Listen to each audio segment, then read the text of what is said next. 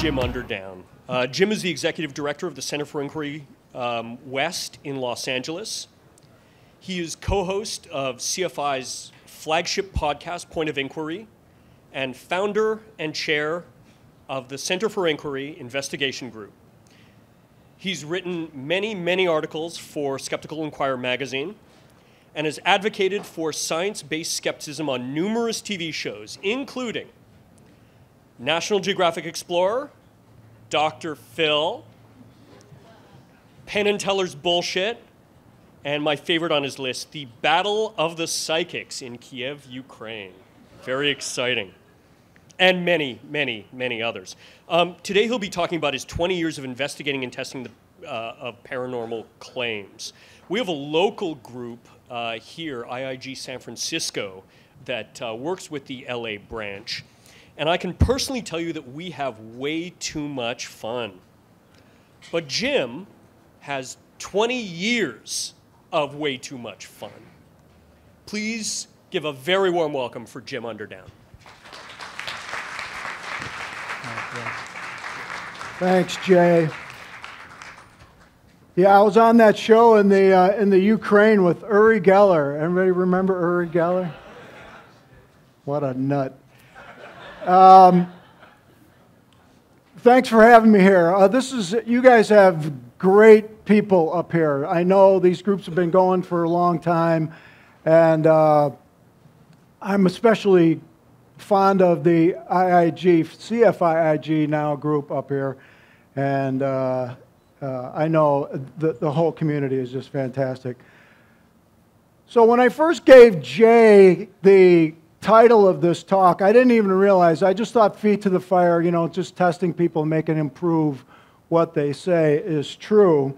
But I realized, and this is one of the pitfalls of doing this for 20 years, I realized that I actually did have a literal feet to the fire episode some years back. In 2013, a show called Freak Show on AMC gave me a call.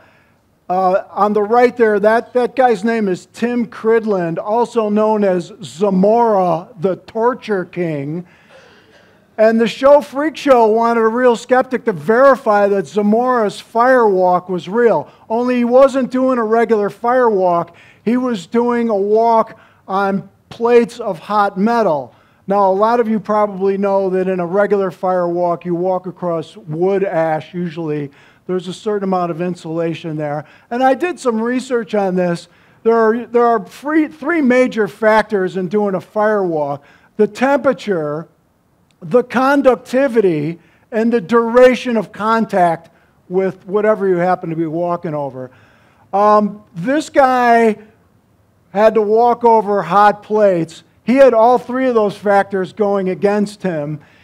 What they wanted to know was that there wasn't any funny business. So I was looking for the gel that the stuntmen use. You can put this gel on that helps prevent you from getting burned. And that they weren't making a switch of the plates at the last second or anything. It didn't seem like a hard job, so I thought I would do it. He had to walk across these plates. When they did the warm-up, they cooked an egg on one of them. And so I just kept an eye on the whole process. Any predictions about what happened? He burned the hell out of his feet, yeah. When he hit that first plate, I heard it skid across like a steak hitting the frying pan. And it smelled, too. I mean, imagine the smell of burning feet on Venice Beach. It's not a good smell. I felt bad for the guy. I asked the paramedic who was on hand, I said, when is it going to start blistering up? And she said, he's not going to have a good night tonight. So anyway, a literal feet to the fire story. So today I'm going to talk just about CFI and the IIG, how it got started. I'm going to talk about 4 tests that particularly stand out in my mind because of the scope and the effort that went into it. I'm going to talk about 2 demonstrations that weren't actual tests for the money that we offer. I'll talk about that in a second. But they were also interesting in some way or not. and then some things to keep in mind when we're doing these processes and looking into these things. So the Center for Inquiry's ancestor organization is the Committee for Skeptical Inquiry, publisher of Skeptical Inquirer magazine. That started in 1976 with Paul Kurtz, Ray Hyman, James Randi, Isaac Asimov, Carl Sagan. You people know a lot of these names. In 2000 in Los Angeles, I founded the Independent Investigations Group. We thought there's a lot of people out there who want to partake in these investigations. They see all the fun Randy's having and Joe Nickel and other people who had been doing this. And everybody brings their own little bit of expertise to the Center for Inquiry Investigations Group.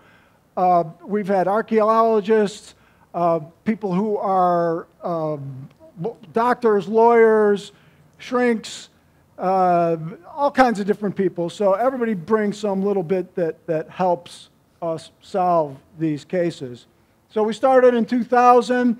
Right now there are groups just in Los Angeles and San Francisco Bay Area. And in fact, Jerry Schwartz runs the IIG up here. Raise your hand. And if you're a part of the IIG up here, raise your hand. Jay's here, Leonard's here, a few other people. Yeah, give them a hand of applause, because they do good work up here. If you're interested in joining the group, please see one of those people. We have individual people that I call field investigators in lots of other places and some other countries, including Germany and Italy and England and Poland, South Africa. Lately, we've been focusing more on testing than investigations. We have tested more people than any group in the world over the last decade. That includes the James Randi Foundation. Probably in the last 20 years, easily tested more people than anybody. In 2011, before we started this relationship with the Center for Inquiry, which I was already working for, the members of the group themselves were underwriting the prize. So I had money in the game, and some of the other people had money in the game. But in 2011, CFI started underwriting the then $50,000 challenge. And this, of course, is based on the Randi $1 Million Challenge, which has been dormant for almost a decade now. So we're the biggest game in town. In 2015, I talked CFI into upping the challenge into $100,000. I keep saying, come on, we're not going to lose. Why not make it $1 million? I'm still working on them. In 2018, just last year, we officially were subsumed by the Center for Inquiry. So it's now the Center for Inquiry Investigations Group. And as of now, we offer $250,000 for anyone who could prove paranormal ability under scientific testing conditions. That's the biggest prize money in the world right now. That's active. The Randi Million's supposed to still be there, but they don't test anyone, so I don't count that. You have to do that under testing conditions. You can't just walk in and say, I did this. You people know all this stuff. Who believes in the paranormal? This is why we do this stuff. 71%, this is from 2011. These numbers are pretty much the same now. A third of the population believes in ghosts. Disturbingly, 42% think someone can be possessed by the devil. I've seen a couple of exorcisms, and they're not possessed by the devil. They may be possessed by mental illness, but not the devil. People believe in ESP, that witches are real. You know, this is what keeps my adrenaline going. Okay, pop quiz. In 20 years of testing people, how many people, and I know some people know the answer to this question, the IIG people know it. What percentage of applicants have tried to cheat us?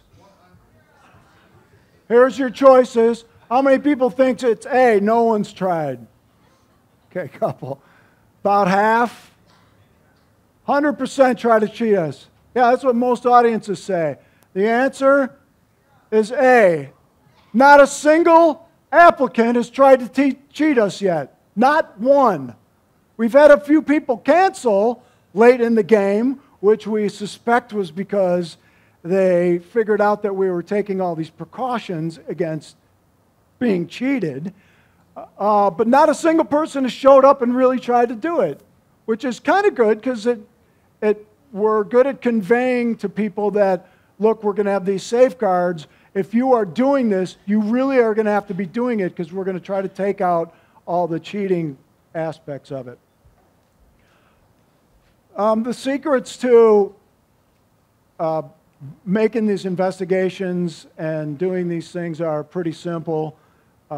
Show up, brainstorm the cheats, which is kind of fun sometimes because we go way overboard on how they're going to burn us. Even though no one has tried yet, we can't tell ourselves that. The next person might be the first person to use some gimmick we haven't thought of, and that could always happen, by the way. We can't imagine every single trick that's out there, but we try. Brainstorm the cheats and do your homework. We're not the first group of skeptics in the world. There have been people for centuries looking into some of these things, and a lot of times the answer is 100 years old. The tests are in two parts, and that's to protect us.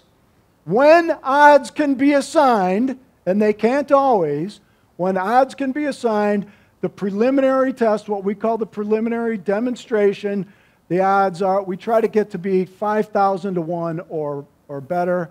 If anyone ever passes that, and no one has yet, it goes up to 1,000,000 to 1 if odds can be assigned. So for those of you who are doing quick ciphering in your head, it's 5 billion to 1 chance to win the money just on chance alone. This answers Ray Hyman's question, who asked us, aren't you worried that if you keep testing these people at a high rate, someone will get it just on luck alone? And that's a real concern, except 5 billion to 1, I'm willing to live with those odds. A few frequently asked questions about testing. Claimants have to pay all their own expenses. We're not going to fly you in from New Jersey to Southern California for a few days to be tested. Any costs involved, including your airfare and your whatever. If there are costs that are going to come out of our pockets, and I'm going to talk about one test where that was the case, you have to prepay those tests. We try to have the numbers ready, so if people, whatever they score, we sort of have some understanding of what the odds were for that event. We try to give a rational explanation for their failure. We are not out to humiliate people. We're very nice and welcoming to people when they show up. We're not dancing in the streets after they crash and burn. We are not trying to humiliate people. The actual tests, when some people show up, sometimes we invite guests to watch the tests. Some of the stuff is pretty tedious. It takes a long time. We had a trial over Skype with one guy who said he could essentially guess a coin flip 53% of the time, which Jay Diamond famously said, worst superpower ever. It's not for us to ask why you would want to do something that lame. A lot of our time is spent talking to these applicants, trying to narrow down what they can do. People call us all the time and they said, when I show up, you'll know I can do all this stuff. No, sir, we do not know that. You have to do something. You actually have to do something. Jerry will tell you sometimes it takes months of negotiations back and forth to figure out what is your best skill, how can you show that in a way that we can control. Control in a way like that you won't be able to cheat, not force you to fail. A lot of these people have no concept of probability. I'll talk to you about a guy who said he initially said he could guess 52 out of 52 playing cards that are randomly drawn from a deck, we said, why don't you make it 47? And he said, okay, that'll be easier. The basic rules are we cannot be part of the test. A lot of these people say, I'll come and I'll just send it into your mind. Nope, keep me out of it. I don't want you going home and say, you really did hear what I said, but you wouldn't give the right answer because you didn't want me to pass. No, bring your own receiver, your senders and receivers of telepathy. Bring your own people. We're not going to be part of it.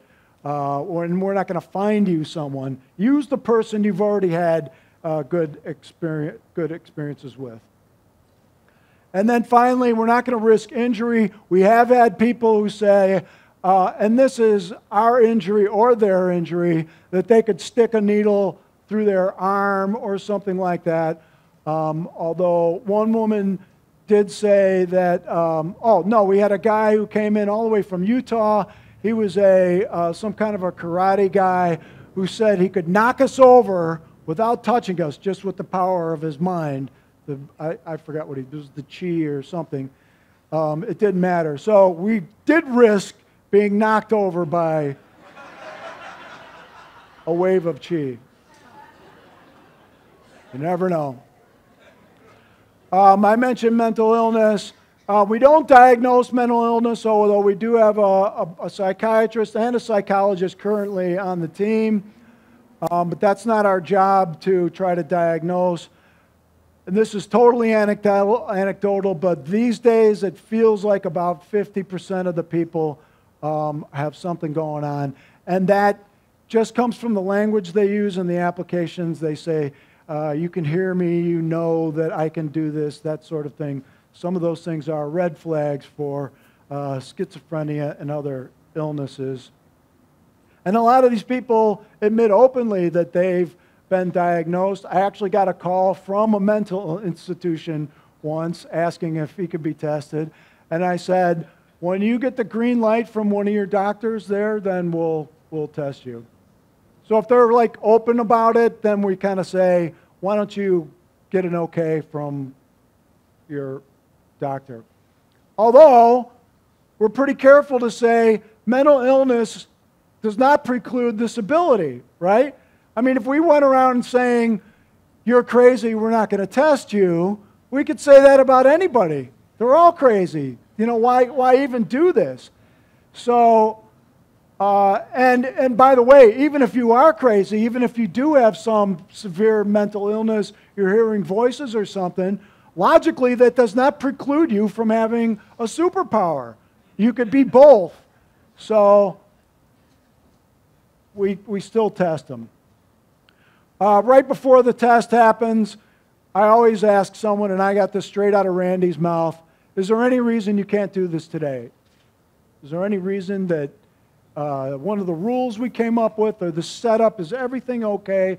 Can you do this? Most of them are shocked that all of a sudden they can't do this. They're all, as I said, true believers. A lot of them leave the room saying, okay, I failed, I don't know what happened. And then 2 days later, they go on Twitter or they go somewhere else and they said, oh, they cheated me and they changed it, they did this, they did that. So they backpedal after the fact. Okay, case number one. This is one of the earliest tests we did. Sparky the Wonder Dog got written up in New Times Magazine. Sparky and his owner, Gordy, wanted to go on the Tonight Show and prove that Sparky is a psychic dog. The Tonight Show, which some of you know, Johnny Carson was a big fan of Randy, and the Tonight Show people knew about that, said, go win Randy's $1 million prize and then you can come on the Tonight Show. Randy calls up and he says, this guy's in your backyard, can you test him? Okay, so Gordy sends us a video of Sparky inside a shower stall with the wavy glass on the shower stall. So what Sparky allegedly could do was Gordy would hold these placards, number 1 through 6, note the low numbers, on giant placards, and he would say, okay, Sparky, how many? And Sparky inside the shower stall would start barking until he got to the right number. Gordy would relax his arms a little bit, Sparky would stop barking and get the number right. Notice that the number was never 1100 or something like that. Not going to sit around all day for Sparky to get the right answer. So we got this video and we thought, oh, come on, this is obvious. Brains, do your homework. Anyone who's ever heard of Clever Hans the horse did this a century ago. Hans could do math problems. It was a German horse. The Germans are very good at this sort of thing. And he could do math problems. And this was actually, from what I understand, a very subtle movement on the part of Hans's owner when he got to the right answer. And Hans was really a very perceptive horse, and he would stop pawing the number out. So we thought this is obvious. But then we thought, this is so obvious, he's going to let us think that it's a Hans the Clever Horse, Clever Hans bit, but it's really something much more sophisticated. So we're brainstorming these cheats. He's going to have a dog whistle hidden in his mouth. He's going to have an electronic transmitter and shock the dog when he gets to all these things, releasing a scent in the air. We had a million different things. Well, it turned out, I also went to this guy at, he did remember when there was public access TV? He was on a public access TV show. And I went to watch him perform in the public access. And right before they went on, I said, could you see if he could do it just for a second here? And I moved a plant forward between the dog and the guy, and the power went away. And you could see right through the plant. I mean, it wasn't a particularly opaque plant. So he couldn't even do it by looking through the leaves. So we were a little bit more relaxed. And sure enough, when he showed up to CFI, we put a curtain in between the dog and him, and he said, okay, Sparky, how many? And he started barking and barking and barking, went past the number and barking and barking. And then Gordy got mad and yelled at the dog, and I said, don't yell at the dog, man. This is your fault, not the dog's. So that was the first one, Sparky the Wonder Dog. From that, we go to Anita Ikonen. Anita is a Swedish national at the time living in North Carolina. Her claim was that she could look inside the human body without cutting it open. We made sure that was part of it. And see if you were missing a kidney or not, an organ. Now, human kidney is about the size of your fist. And we thought, okay, this is interesting. But we started thinking about how this could be done. Now, think about how you would arrange for such a test. First of all, you have to find multiple people who are missing kidneys. Not an easy, you can't just call up a hospital and say, could you give me the name of some people who are missing kidneys? We need them for a skeptical test. No. So it was tough just to find these people in the first place. Then what else has to happen? You have to find enough other people to sit around with the kidney person, with the actual missing kidney. You have to find one person who is going to be the test case, because like Randy, we always let them say, okay, this guy is missing a kidney. Can you see inside of him right now and see that he's missing a kidney? Yes, I can. Okay, your powers are working. Let's proceed. So you need that person. You need all the rest of the people. You got to feed them. You got to do all kinds of things. Now, let me ask you a few questions here. Why are these people facing? These are the test groups. We used 3 groups of 6 people. She had to get the right person and the right side, not just the right person, but the right side each time. And she had to get all 3 in a row right. This did not amount to our normal 5,000 to 1, but we were so constricted by other factors that it was difficult. Why are they facing away? Facial cues. We don't want the person who's actually missing a kidney watching her stare and all of a sudden start freaking out and thinking she's going to get it right or something. So that's partially just for their benefit. I also don't want her getting a read on a person's age or other factors. Maybe they're, are they, I don't know. There are, missing a kidney is a physical thing that could happened for a number of different reasons, and we wanted to eliminate some of those reasons. Even, by the way, one of our subjects who was missing a kidney was in a motorcycle crash and lost a kidney from the crash. So we wanted to cover up any scars. We wanted to cover up the age. We wanted to do all this different stuff. So we made them wear hats, all dressed the same.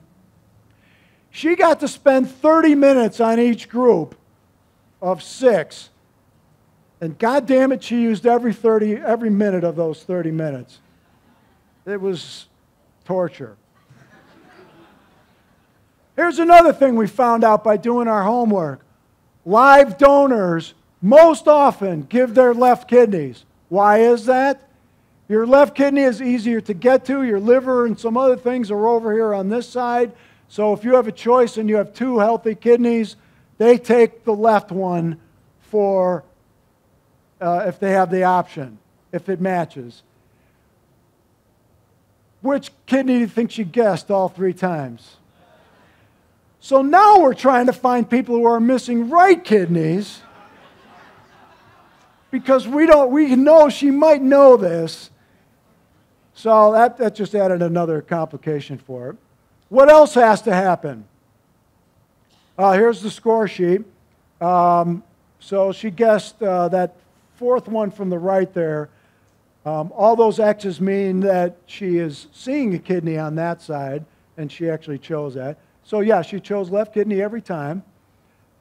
We have to verify it, right? So now we need an ultrasound machine, which I don't know how to work, so we need a tech to run the ultrasound machine. She had to pay for the machine and the tech ahead of time to verify that these people, and she did, or she had somebody pay for it. Anita actually got one right, which she made a lot of hay out of online, but she needed to get all 3 right, and she did not. Phillip Lee. The claim is clairaudience, the ability to hear at a distance. Now, admittedly, this sounds like hearing voices in your head. Supposedly, he's actually hearing soft voice from a far distance. Our problem was, we don't know if we're just testing someone who has extraordinary hearing or not. There may be people who are off the chart sensitive hearing, and we're kind of in new territory here about how to make sure that they just don't have super good hearing. Fortunately, at our old building at the Center for Inquiry, we had a big building that had big concrete floors in the middle of it. We interviewed Phillip, and then we set up what we called a fort. It's like when you're a kid and you make a fort. So we turned a big couch upside down, and we tried to make it so we were talking right into all these sound-absorbent materials. We sounded off horns the day before. We had all these recording devices to see if any of this stuff could be picked up from the floor below where Phillip was on the stage of the Steve Allen Theater. But what happened was, and was a little disturbing, and Phillip bowed out of it at the beginning. We spoke words into the fort quietly. He couldn't hear anything. We did another word. He couldn't hear anything. So it was sort of over before it began. But then we talked to him on stage. On the photo on the right, the man on the far left there is John Suarez. He used to be a professor of psychiatry at UCLA, and he was talking to him about just his experiences. And we found out that Phillip was indeed hearing voices in his head in other circumstances. Phillip's brother, who was not present this day, insisted that he go to a psychiatrist to get examined. The psychiatrist diagnosed him with schizophrenia, prescribed some medicine, and lo and behold, the voices went away. Phillip's devoutly Christian father said, We don't want any psychiatrists butting into our business. If Phillip has anything wrong with him, God will heal him. He took his prescription away. What happened? The voices came back. We found this out after the test.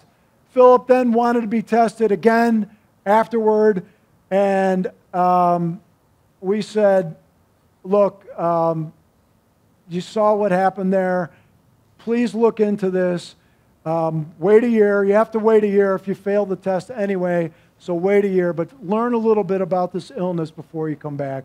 It seems obvious to us that's what it was. This is one of my favorite ones. Regen Traynor was a telepath. This is the guy who said he could get 47 out of 53 playing cards revealed. Now, a couple of interesting things about Regen Traynor. First of all, he didn't show up at the first test. He lives in Tacoma, or he used to live in Tacoma, Washington. We went through all this stuff to get, I got to line up volunteers and facilities and everything. It's a big deal to have a test. He's AWOL on the day of the test, so I'm mad at him. I don't hear from him for 2 weeks. He calls up and he says, sorry I missed the test. I was in jail. You were in jail? He said, yeah, I was in jail. I said, all right, Regen, what was the name of the jail? He tells me the name of the jail. I said, I'll call you a little bit later. I called up the jail and I said, did you have a guy named Regen Traynor here last weekend? And he looks up his records and he said, yeah, he was here for 6 days or something. I said, okay. And he goes, why do you ask? I said, you're not going to believe it. But he was supposed to be tested for psychic ability in Los Angeles. He said he was in jail, and I'm just verifying. He said, yeah, he was here. I said, what was he in for? And he said, malicious destruction of property. I said, oh, okay, interesting. That's a new one on us.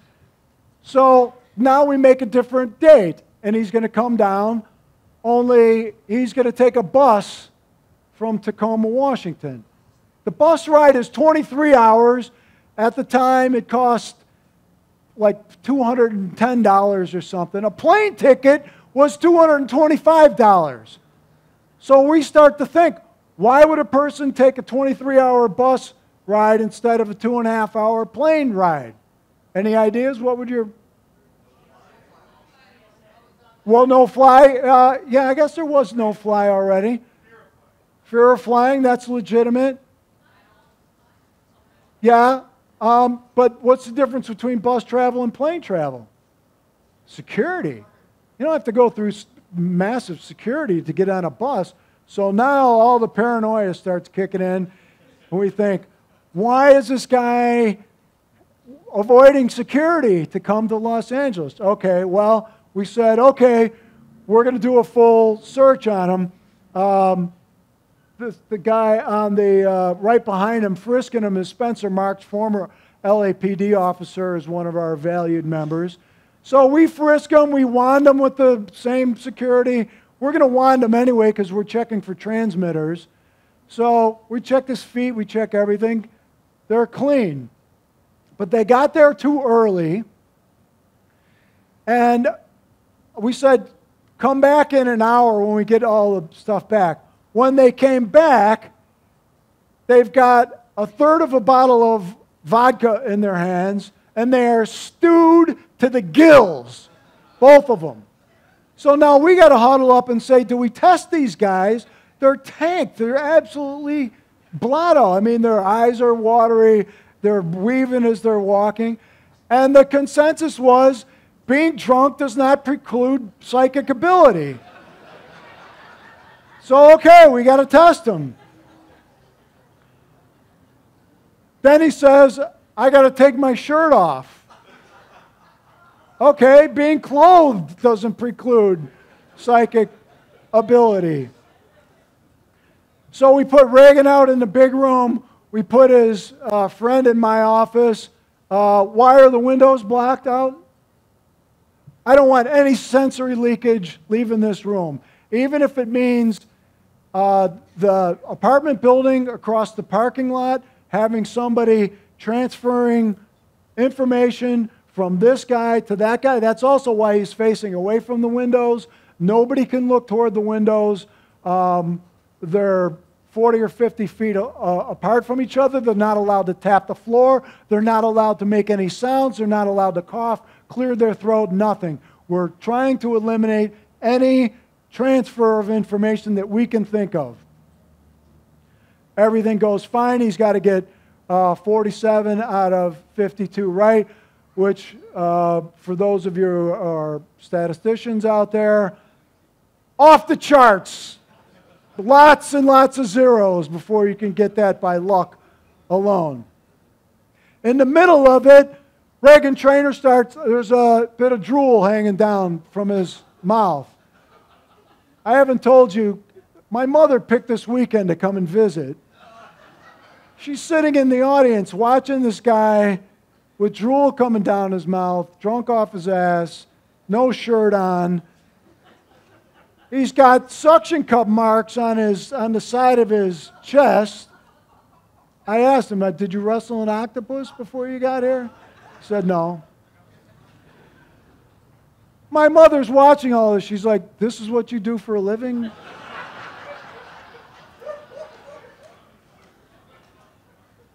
So, what happens? Here's his score sheet on the chalkboard. They didn't make it. He's had to get 47 out of 52. He got 0 out of 52. Now, if he would have guessed the same card every time, he would have got 1. He actually got 0 out of 56 because we forgot to take the jokers out. And there were some other cards, and he didn't get those either. And then, I don't know if you can see this, but there's a couple of marks on there that there are 3 spots that it's just a line across. There's no guess. It's because he guessed something like King of Aces. That's not a card. That's nothing. There's no King of Aces. So that was it. They took it pretty well, and they left in as good a spirits as they came in and walked into the sunset. So, okay, so what are the takeaways from testing, over 20 years of testing? No one has ever passed the test, and that includes even the preliminary test. No one's even passed a preliminary test. High-profile people like Jonathan Edwards and Sylvia Brown and Teresa Caputo, you know, the big psychics, we've sent them invitations to be tested. They won't go anywhere near it. Science has not seen good evidence for any paranormal. I don't have to tell this crowd. That's for the other people. So those are the big takeaways. Now, 2 demonstrations we did that were not for the money. Power balance bracelets. You've heard this in the skeptical news over the years. We got a call from, well, first of all, that's a power balance bracelet. It's kind of a rubbery thing. The business end of it is a little wafer-thin hologram that is supposed to align your energies. Don't ask me what the energies are. It's supposed to align your energies and give you better strength, balance, and flexibility. That was what was on the website years ago. Some of the websites have since changed from all the attacks from skeptics and some court cases too. Strength, balance, and flexibility. So we got a call from Yahoo News. That's Dominique Dawes, Olympic gymnast from the 96 Olympics, who was their field correspondent for athletic type things. So Dominique Dawes came and we set up this whole test of power balance bracelets. So we set up an obstacle course where you would have to run on a balance beam.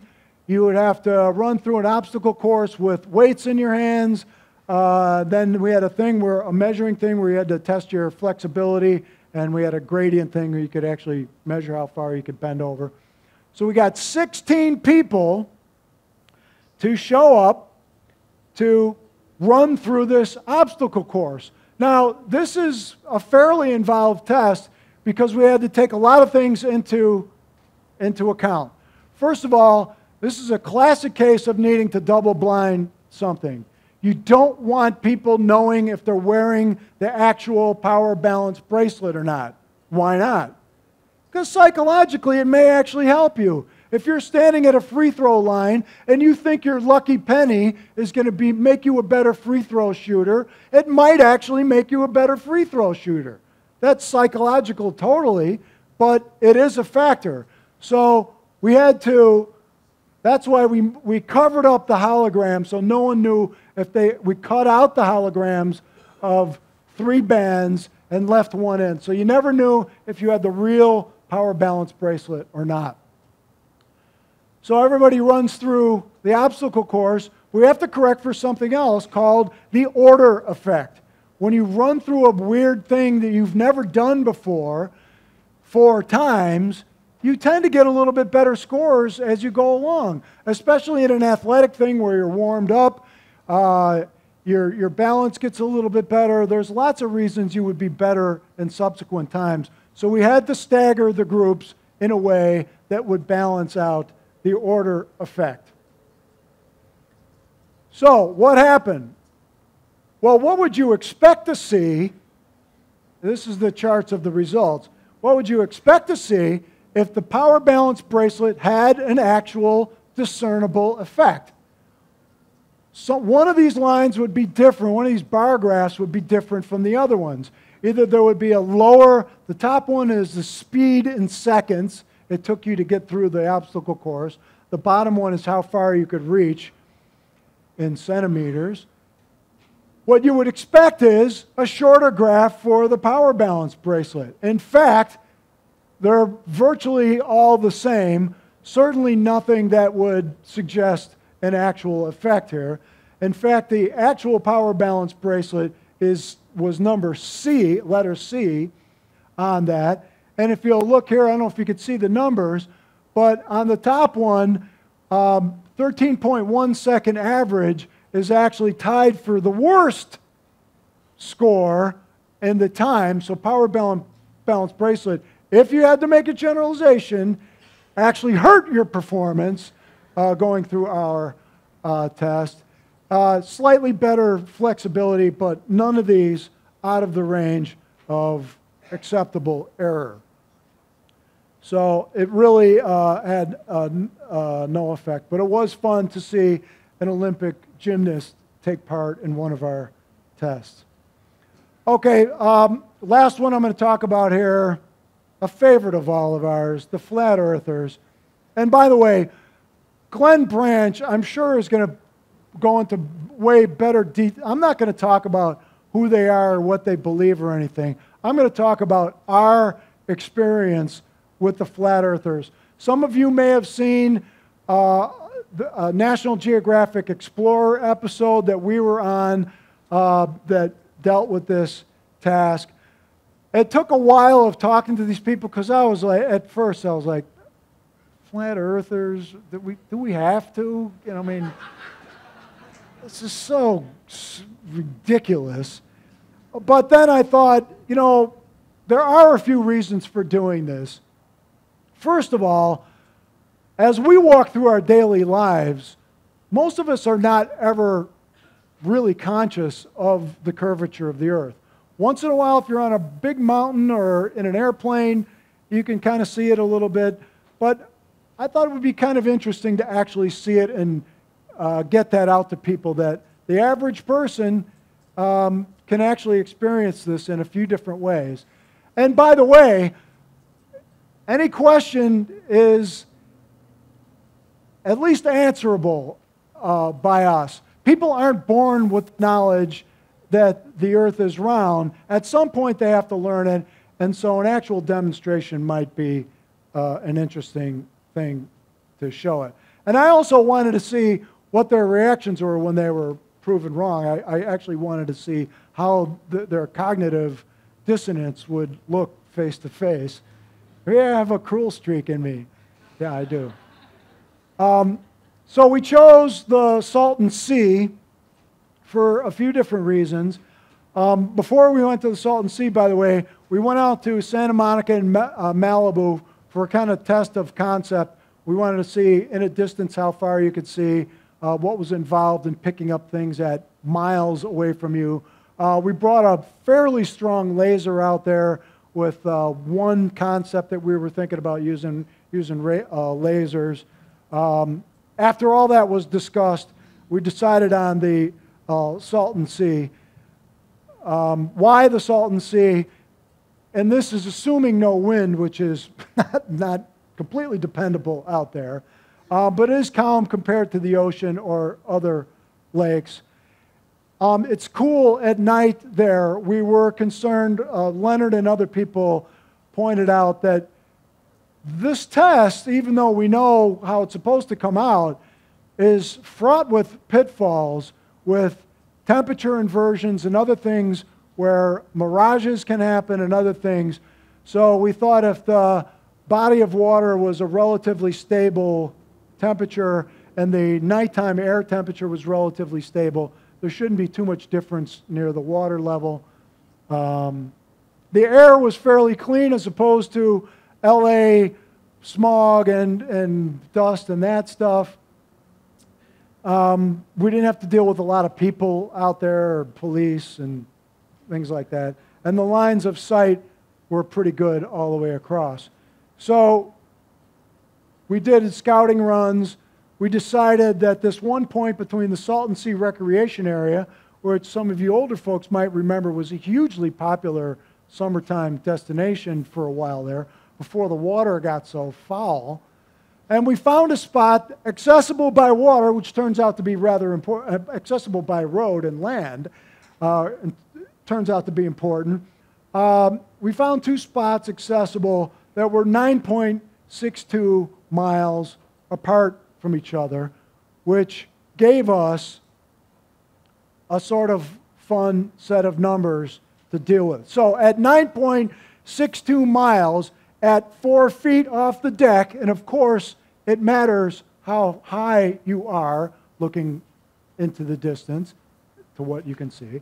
At 4 feet off the deck, 9.62 miles, you cannot see anything below 34 feet above the deck on that side. So we thought that was a good test. And how did we go do that test? So we did two different demonstrations. The first was the air-based demonstrations, and all this took lots of money and lots of thinking and design. And I mean, this thing ended up costing, we had a sponsor, it ended up costing $2,500 to do this demonstration. The air-based test, two big weather balloons filled with helium, tied to a netting that is used to keep birds off of plants, and a giant strip of mylar across the bird netting. We didn't realize till after this thing was up in the air, it looks exactly like the flying spaghetti monster, which we thought was kind of a cool, that was a cool coincidence. So that's the air-based test. That's at the Desert Shores side. The observing team is at the Salton Sea Recreational Area side. So the idea is to have this thing go up in the air and keep an eye, a knowledge of how high it is before we can see it, and then report back on that. Then there was the water-based target, which was sent out in a boat. That's not supposed to be a German flag. That's just 1 foot horizontal stripes. This one, since we were much closer to it, we're much closer to the water level at 1 foot off the level water.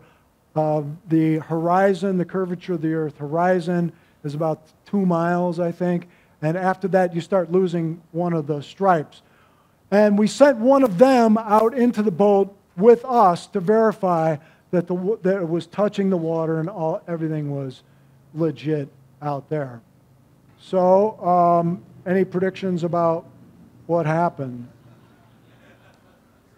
Flat? No, it wasn't flat. Yeah, you're right, actually. It turns out it's concave. Yeah, the Earth is concave. It's spinning and the water goes. No, that's not. No, of course, both demonstrations worked to some degree. I got to tell you, this was tougher than we thought it would be. The wind was blowing the airborne target a little bit, and it was hard to get it to go up instead of sideways at the other shore. But at one point, we picked it up in this telescopic lens camera and with our binoculars, and we had a big 12-inch telescope and some other things. We saw it when it was at 40 feet up in the air, and there was a little mirroring effect of the water, but you could see the line where it was reflecting up. But it was 40 feet until you could sort of really pick it up at all. Look at all the people on the right there are the flat earthers. Look at that body language. They're like, this is after the test. The boat-based target, just as predicted, the stripe started disappearing at 2 miles and was almost completely gone. One stripe was gone after 3 miles. And Mark Sargent, who some of you have seen on these flat earth documentaries, was very insistent that this was the Fata Morgana effect and mirages and telescopic lensing and all this other stuff. They all had an opportunity to look into the telescopes, and they saw the video afterward and were in complete denial. And after it was funny because one of the guys, and we're going to show the video that we shot, not National Geographic, but we shot an 8-minute video. One of the guys says, "You're so used to getting all your information from the scientists, you have it fed to you," or something like that. And I said, "Fed to us? What did we just do right here? What was that? What was spending the whole morning out here doing this? That's not listening to any scientist. That's seeing with our own eyes." And they're still completely unwilling to be convinced. So I don't know what Glenn's going to say, but I wouldn't even know where to start approaching these people. They're so laced with conspiracy theories and many other stuff, and they won't see evidence with their own two eyes. So after 20 years of taking certain amount of risks and taking chances, we've really thrown it out there. Those are real aliens, and that's really my stomach cut wide open for them to inspect me. It's been a long, hard road. Thank you very much.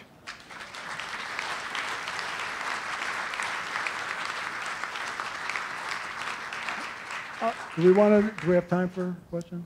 So we don't want to take away time from the exhibitors, and we're also going to play the video. Okay.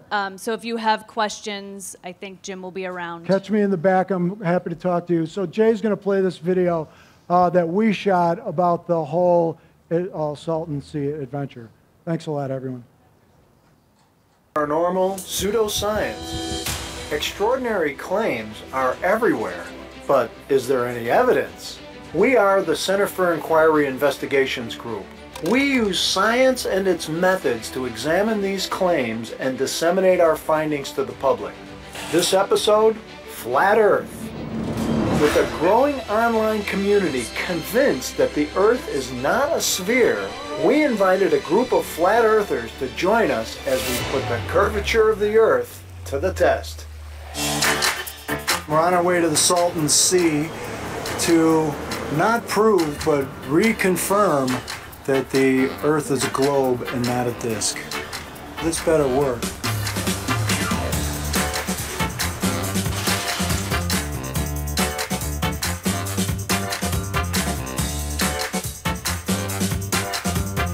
It's Saturday, and we just scouted the balloon location. 2 different targets that we're going to be looking at on the shores of the Salton Sea. One is a giant balloon-based target that we're going to be looking at from 10 miles across. The other one is a 9-foot boat-based target that we'll be looking at from the shore. I'm confident the Earth is round. I'm not confident about anything else about our plan. Some people think there's an edge to flat Earth, and we're under a dome. I don't know because I haven't been allowed to go to Antarctica. The alarm went off at 3:50 this morning, and we headed out to the Salton Sea. One group, the balloon team, went to Desert Shores. That's our target on the other side of the Salton Sea. The other group came to the Salton Sea Recreational Area. That's the observing team. And we set it up so that we could raise a balloon up in the air and see how high it had to be before you could see it on the other shore. I am Mark Sargent. We are at the Salton Sea, and we are here witnessing a test to see whether the curvature of the Earth exists or not. What do you think is going to happen out here today? The same thing that happens for every curvature experiment. There's no curve whatsoever. There's not going to be 40 feet of curvature. That's for sure.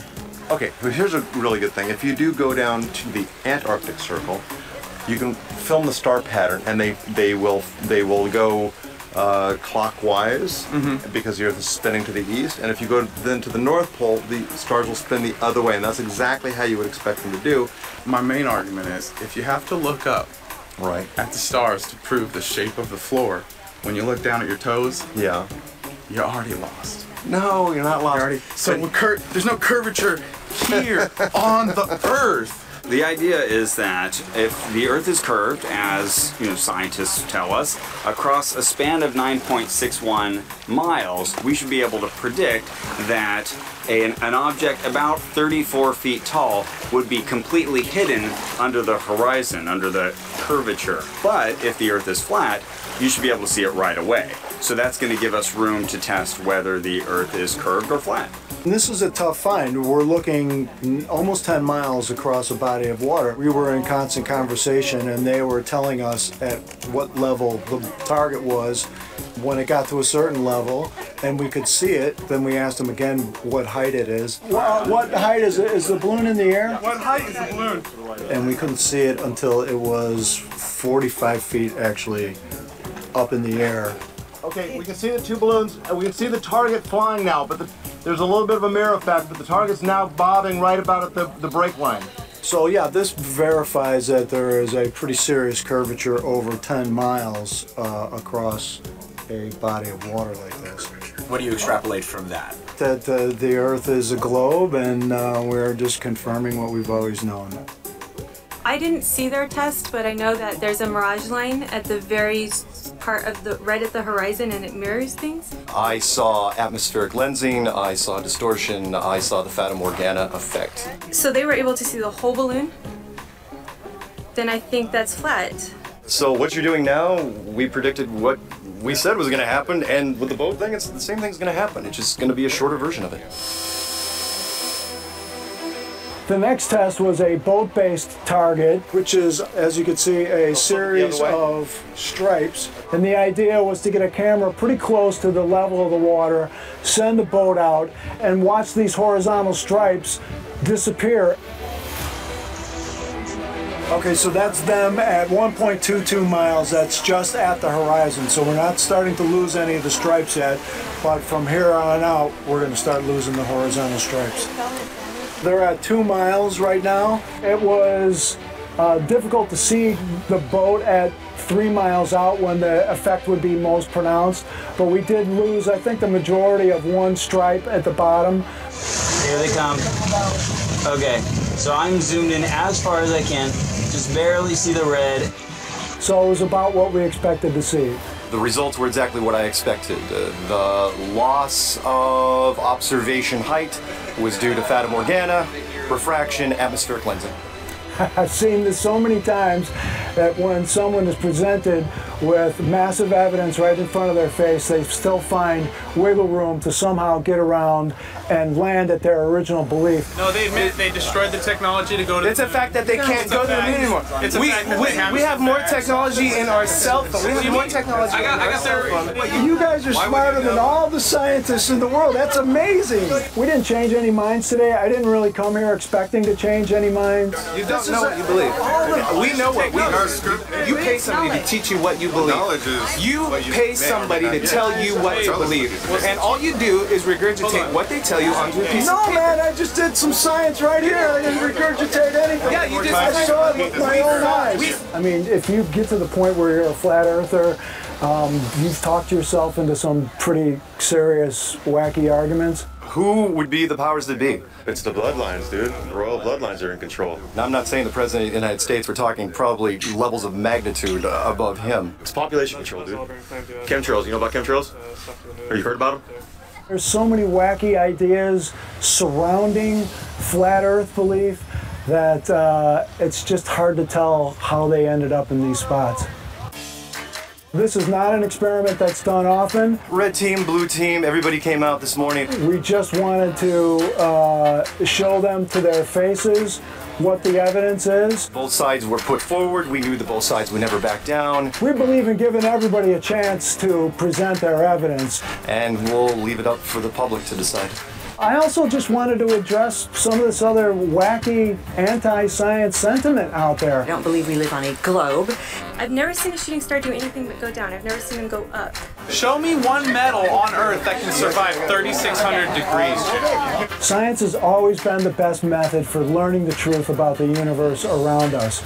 Our climate depends on it, our health depends on it, our immediate environment depends on it, our species depends on it.